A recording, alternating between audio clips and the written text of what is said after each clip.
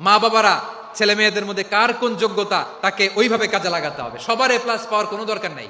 আমাদের দেশে একটা টেন্ডেন্সি আছে, পরীক্ষায় এ প্লাস না পাইলে তুই কি করলি, পাশের বাড়ির ছেলে এ প্লাস পাইছে, যা ওর পা ধোয়া পানি খা। কি খা?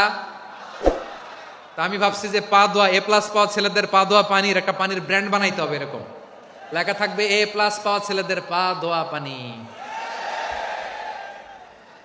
খাওয়া নাই, এগুলার খাওয়া নাই। ওরে আল্লাহ এ প্লাস পাওয়ার জন্য বানাইছে, আর আপনার ছেলেকে এই এ প্লাস গুলারে নিয়ন্ত্রণ করার জন্য আল্লাহ বানাইছে।